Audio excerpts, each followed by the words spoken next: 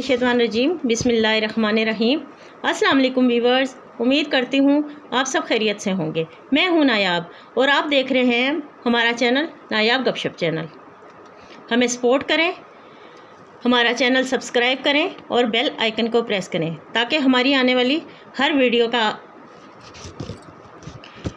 Notification आपको मिल सके। हमने नई स्टोरी शुरू की है जिसकी आज दूसरी एपिसोड है, जिसका नाम है हवेली की बेटी। तो चलिए व्यूवर्स शुरू करते हैं। शामिर की वेगो उसके इलाके की तरफ रवां दवां थी। वो आगे बैठा हुआ था। 25 साला मुराद, जो कि शामिर का सबसे ख़ास बंदा था, वो गाड़ी ड्राइव कर रहा था। हरीम पीछे बैठी अपना कोई गुनाह याद कर रही थी, जिसकी सज़ा उसे आज इस सूरत में मिली थी। सुर्ख रंग के घेरदार फ्राक में दुपट्टे के पल्लू से घूंघट बनाए वो बैठी शामिर को देख रही थी, जिसका रुख आगे विंडो स्क्रीन की तरफ था। शेफून के बारीक दुपट्टे से वो उसे देख सकती थी। हरीम के शामिर की एक मुलाजमा बैठी हुई थी। हरीम के साथ शामिर की एक मुलाजमा बैठी हुई थी, जो कि ख़ास उसके लिए लाई गई थी। रास्ता काफ़ी लंबा था। इस सफ़र में उसको अब 1.5 घंटा बीत चुका था। आगे जाने और कितना सफ़र बाकी था। तकरीबन 2 घंटे के बाद गाड़ी शामिर के गांव के हदूद में दाखिल हुई तो हरीम ने देखा कि गांव के कुछ लोगों ने असला हाथों में लिया हुआ है और उन्होंने फायरिंग शुरू कर दी, शायद खुशी के मारे। ये रस्म हुआ करती थी, जब कोई बदला लेकर वापस आता था तो गांव के लोग खुशी से फायरिंग करते थे, लेकिन बदले की वजह से नहीं, बल्कि शामिर के निकाह की वजह से की गई थी। गांव के लोग इस बात को जीत समझ रहे थे कि सरदार शाह नवाज़ की बेटी को शामिर वनी में लेकर आ रहा था। हवेली पहुंचते पहुंचते शाम के साए डल चुके थे और रात ने अपनी चादर फैला दी थी। हवेली पूरी आबोताब के साथ रोशन थी। ये मॉडर्न तर्ज की हवेली थी, जिसमें स्टाइलिश किस्म की लाइट्स लगी हुई थीं। कुछ साल पहले ही इस हवेली को तोड़ फोड़ करके मॉडर्न लुक दिया गया था। शामिर को इस लड़की में किसी किस्म की कोई दिलचस्पी नहीं थी, जिससे कुछ देर पहले उसका निकाह हुआ था। वो हरीम की नज़रों में शामिर उसी वक्त गिर गई जब उसने उसे वनी में मांगा था। पैसे मांगना तो शायद हरीम उससे इतनी नफ़रत ना करती। शामिर की गाड़ी के बारी ब्रेक मारते ही उसके पीछे वाली तमाम गाड़ियों ने भी ब्रेक मार दी थी। हरीम की हालत गैर होने लगी, मगर उसने ख़ुद को मजबूत किया हुआ था। शामिर एक झटके से उतरा, उसे अंदर ले आओ। हरीम के साथ बैठी हुई सजदा को वो हिदायत देता हुआ आगे बढ़ा। सजदा हरीम से लेकर वहाँ आई। वो दोनों अंदर दाखिल हुए। सामने सुल्ताना खातून खड़ी थीं। ले आया हूँ अम्मा ज़फ़र की बहन को, शामिर ने सुल्ताना खातून से कहा। ये वनी वाली पट्टी है, इन्हीं की पढ़ाई भी थी शामिर को। सुल्ताना खातून आहिस्ता से चलती हुई हरीम के करीब आई। शामिर ने वहाँ मौजूद तमाम गार्ड्स और मुलाजमों को उंगली के इशारे से जाने के लिए कहा तो वो सब किसी बोतल के जिन की तरह वहाँ से गायब हो गए। अब वहाँ सिर्फ मुराद सजदा ही खड़े थे। मुराद शामिर का खास था और सजदा सुल्ताना खातून की। शामिर, सुल्ताना खातून ने नज़रों के इशारे से कुछ हुक्म सादर किया तो शामिर समझ गया कि अब उसे क्या करना है। हरीम किसी मुजरिम की तरह वहाँ सर झुकाए खड़ी थी, जैसे कोई बेजान मूर्ति हो तराशी हुई। शामिर आहिस्ता आहिस्ता चलता हुआ उसके करीब आकर खड़ा हो गया। मुराद, वीडियो भरो। शामिर ने अपना मोबाइल मुराद के हवाले करते हुए कहा। मुराद ने हुक्म की तामील करते हुए कैमरा ऑन किया। हरीम समझ नहीं पा रही थी कि शामिर क्या करने वाला है उसके साथ। हरीम की नज़रें अब शामिर में की जूतों की तरफ थीं, जो नौरेज़ी तर्ज की स्याह चमकदार थे। शामिर ने उसका घूंघट पलटा। उसने देखा और देखता रह गया। चेहरा एक फूल की तरह शादाब है। चेहरा इसका है या कोई महताब है। चेहरा जैसे कली, चेहरा जैसे कंवल, चेहरा जैसे तसव्वुर भी, तस्वीर भी। चेहरा एक ख्वाब भी, चेहरा एक ताबीर भी। चेहरा कोई अलफ लैलवी दास्तां। चेहरा एक पल यकीन, चेहरा एक पल गुमा। चेहरा के जैसे कि चेहरा कहीं भी नहीं। माहरू माहरू, माँ जबी माँ जबी। شامیر کے دل سے آواز آئی۔ وہ ایک پل کو اس چہرے میں ایسے کھو گیا جیسے دنیا میں اس جہاں کے سوا کچھ ہے ہی نہیں، اس چہرے کے سوا کچھ ہے ہی نہیں۔ وہ اگلے ہی پل جنید کا خون میں لت پت چہرہ اس کی آنکھوں کے سامنے لہرایا۔ اس کی آنکھیں تپش سے سرخ ہو گئیں۔ اس کا گلا خشک ہو گیا اور دل کی آواز دبا دی، بدلے کی آگ جلانے لگی۔ اگلے ہی پل اس کا ہاتھ اٹھا اور ایک زناٹے دار تھپڑ حریم کے گال پر اس نے مار دیا۔ یہ تھپڑ اتنا شدید تھا کہ حریم اپنا توازن قائم نہ رکھ سکی اور لڑکھڑاتی ہوئی ماربل کے فرش پر جا گری۔ حریم کے 14 تپک روشن ہو چکے تھے۔ اسے یقین نہیں آ رہا تھا کہ شامیر نے اسے تھپڑ مارا ہے، حالانکہ وہ اس سب کے لیے اپنا ذہن تیار کر کے آئی تھی۔ حریم نے نظر اٹھا کر شامیر کو حیرت اور دکھ سے دیکھا۔ مراد ویڈیو بند کر چکا تھا۔ مراد کا دل بھی جیسے دہل گیا اس منظر پر، جیسے اس نے اپنے کیمرے کی آنکھ میں قید کیا تھا۔ حریم شامیر کو دیکھ ہی رہی تھی کہ شامیر نے اپنا ہاتھ جس سے اس نے حریم کو تھپڑ مارا تھا اسے سامنے والی کھڑکی پر دے مارا اور کھڑکی ٹوٹ کر ریزہ ریزہ ہو گئی۔ حریم نے دیکھا شامیر کی ہتھیلی سے اب خون رس رہا تھا۔ وہ اسے حیران کیے جا رہا تھا۔ کیا اس شخص نے خود کو سزا دی ہے اس تھپڑ کی جو اس نے مجھے مارا؟ وہ اپنا ہاتھ زخمی کر دیا۔ حریم سمجھنے کی کوشش کر رہی تھی۔ وہ فرش پر ہی بیٹھ گئی۔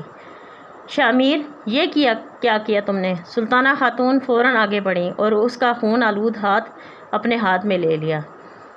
سجدہ، جلدی سے پٹی لاؤ۔ سلطانہ خاتون کے حکم پر سجدہ فوراً بھاگی اور فرسٹ ایڈ کا وقت سامان لے آئی۔ تم سے ایسی بچکانہ حرکت کی توقع نہیں تھی مجھے شامیر، سلطانہ خاتون نے اس کے ہاتھ میں پٹی باندھتے ہوئے کہا۔ شامیر نے ایک نظر حریم پر ڈالی جو پھٹی پھٹی آنکھوں سے اسے ایسے دیکھ رہی تھی جیسے کوئی بچہ کسی جن سے خوفزدہ ہو کر اسے دیکھ رہا ہو۔ نرگسی نرگسی، سرمئی سرمئی۔ شامیر کے دل سے پھر آواز آئی۔ حریم کی جھیل سی آنکھیں دیکھ کر اس نے پھر سر جھٹک دیا۔ اب وہ صوفے پر بیٹھا ہوا تھا اور سلطانہ خاتون اس کے ہاتھ کو دیکھ رہی تھی۔ مراد بھی حیران تھا۔ وہ اب حریم کو دیکھ رہا تھا، پھر شامیر کے خوف سے نظریں ہٹا لیں۔ اس کے دائیں کندھے پر رائفل لٹک رہی تھی، ہلکی داڑھی، سفید رنگ کا لباس، کندھے پر سیاہ شال اوڑھے۔ حریم اس کے ہاتھ میں موبائل کو دیکھنے لگی جس میں اس نے ویڈیو بھری تھی۔ مراد، یہ ویڈیو شامیر کے گھر کے کسی کا نمبر دیکھ کر انہیں بھیجنا کل۔ آج کے لیے اس لڑکی کی رخصتی ہی کافی ہے، سلطانہ خاتون نے مراد سے کہا۔ یہ نہیں ہو سکتا، میرے گھر والے تڑپ جائیں گے۔ حریم کی حالت غیر ہو گئی ویڈیو کا سوچ کر۔ اماں، میں تھک گیا ہوں، مجھے آرام کرنا ہے، شامیر کہتا ہوا اٹھا اور ایک نظر پھر حریم پر ڈالی۔ اور یہ لڑکی سائیں؟ سجدہ فوراً بولی۔ مجھے نہیں پتا اس کا، میری نظروں کے سامنے نہ آنے پائی یہ لڑکی آج کے بعد، شامیر کہتا ہوا اپنے کمرے کی جانب بڑھنے لگا۔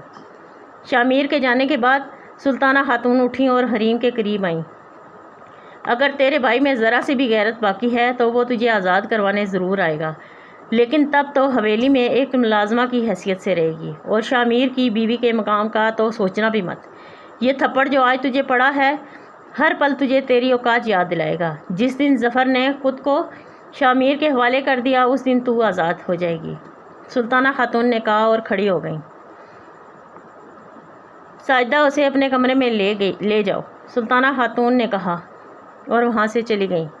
اب وہاں صرف حریم، سجدہ اور مراد موجود تھے۔ ساجدہ نے حریم کو بازو سے پکڑا۔ چل اٹھ، ساجدہ انتہائی حد تک آمیز لہجے میں بولی۔ آرام سے ساجدہ، شامیر کی بیوی ہے یہ، مت بھول نکاح ہوا ہے ان کا شامیر سے۔ مراد نے یہ سلوک نہ جانے کیوں برداشت نہیں ہو رہا تھا۔ تمہیں بڑا ترس آ رہا ہے اس پر، ساجدہ نے منہ بنا کر مراد سے کہا۔ مراد نے ایک نظر حریم پر ڈالی اور وہاں سے چلا گیا۔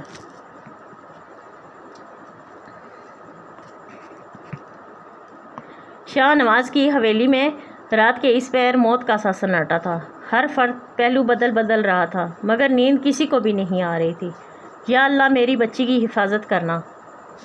آمنہ بیگم سجدہ ریز تھیں۔ سو جاؤ آمنہ، شاہ نواز نے اپنی بیگم سے کہا۔ آپ سوچ سکتے ہیں، آمنہ بیگم بولیں۔ ایک نہ ایک دن تو اسے اس گھر سے رخصت ہونا ہی تھا، شاہ نواز بلوچ نے چھت کی طرف دیکھتے ہوئے کہا۔ اس طرح سے اسے آپ رخصتی کہتے ہیں؟ کوئی جنازہ بھی ایسے نہیں جاتا جیسے میری بیٹی گئی ہے۔ مردے کو بھی امید ہوتی ہے کہ خدا اس کے ساتھ خیر کا معاملہ کرے گا، مگر میری بیٹی تو درندے کے پاس گئی ہے، آمنہ بیگم نے کہا۔ شامیر درندہ نہیں ہے، شاہ نواز نے کہا۔ آپ دے لیں خود کو دلاسا جتنا دینا ہے۔ سچ یہی ہے کہ میری بچی، آمنہ بیگم رونے لگی، نیند تو سولی پہ بھی آ جاتی ہے، سو اس حویلی کے مکینوں کو بھی آ گئی۔ ولید اپنی رائفل صاف کر رہا تھا، وہ بکھرا ہوا شیر بنا بیٹھا تھا۔ شامیر مرے گا میرے ہاتھوں، سمجھتا کیا ہے کہ میری منگ لے جائے گا اور میں تماشا دیکھتا رہوں گا، ولید نے کہا۔ آرام سے ولید، آرام سے، ظفر والی غلطی نہ کرنا، ریان نے سمجھایا۔ وہ دونوں حویلی کی چھت پر بیٹھے ہوئے تھے۔ سمجھ نہیں آتی کہ ظفر کو زمین کھا گئی یا آسمان نکل گیا، ولید بولا۔ مجھے تو لگتا ہے شاہ نواز چچا نے اسے خود روپوش کرایا ہے، سب ڈرامہ ہے کہ ظفر بھاگ گیا، ریان نے کہا۔ مجھے بھی ایسا ہی لگ رہا ہے، ولید نے رائفل لوڈ کرتے ہوئے کہا۔ حریم بوجھل قدموں سمیت ساجدہ کے کمرے میں آئی، جو کہ حویلی کے پچھلی طرف تھا۔ وہاں 2 چارپائیاں رکھی ہوئی تھیں۔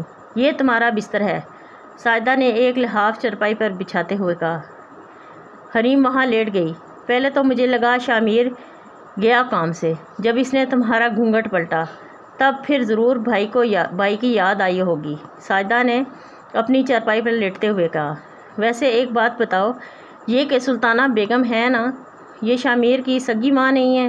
شامیر کی ماں تو اسے جنم دیتے ہی زچگی کے درد میں مر گئی تھی، پھر سال بعد سلطان میر نے سلطانہ خاتون سے نکاح کیا تھا۔ ان کا نام تو شگفتہ ہے، لیکن سلطان میر کی وجہ سے ان کا نام سلطانہ رکھا گیا یہاں آ کر، ساجدہ بتانے لگی۔ وہ باتوں کی حد تک بے حد شوقین تھی اور نئے انکشافات کرنے کی بھی، تو وہ اپنا شوق پورا کر رہی تھی۔ حریم اپنے ماتھے اور اپنا بازو رکھے کسی غیر مرئی نقطے کو تکتے جا رہی تھی، پتہ نہیں وہ ساجدہ کو سن بھی رہی تھی یا نہیں۔ جنید سائیں نہ سلطانہ خاتون کے بیٹے تھے، یعنی شاہ میر سائیں کے ستیلے بھائی، لیکن پیار سگوں سے بھی بڑھ کر تھا دونوں میں، ساجدہ نے بتایا۔ شاہ میر سائیں تو سلطانہ خاتون کے حکم کے تابع ہیں، جیسا وہ کہتی ہیں وہ ویسا ہی کرتے ہیں۔ تمہیں خون بہا میں مانگنے کا حکم بھی سلطانہ خاتون نے ہی دیا تھا شاہ میر سائیں کو، ساجدہ نے کہا۔ ساجدہ بولے جا رہی تھی کہ اچانک حریم کو دیکھا تو وہ سو چکی تھی، بیچاری، ساجدہ نے کہا اور لائٹ آف کر دی۔ وہ پہلو بدل بدل کر تھک گیا تھا، اسے ہاتھ میں درد ہو رہا تھا۔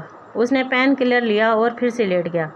بار بار آنکھوں کے سامنے حریم کا چہرہ آ جاتا۔ اب وہ اپنی پٹی شدہ ہتھیلی کو دیکھ رہا تھا۔ جی تو ویور، دوسری ایپیسوڈ یہاں پہ ختم ہوئی، تیسری ایپیسوڈ انشاءاللہ نیکسٹ ویڈیو میں۔ آپ کو ہمارا چینل اگر پسند آ رہا ہے تو ہمارے چینل کو لائک کریں، سبسکرائب کریں اور بیل آئیکن کو ضرور پریس کریں تاکہ ہماری ہر آنے والی نئی ویڈیو کا نوٹیفیکیشن آپ کو مل سکے۔ بہت شکریہ، اللہ حافظ۔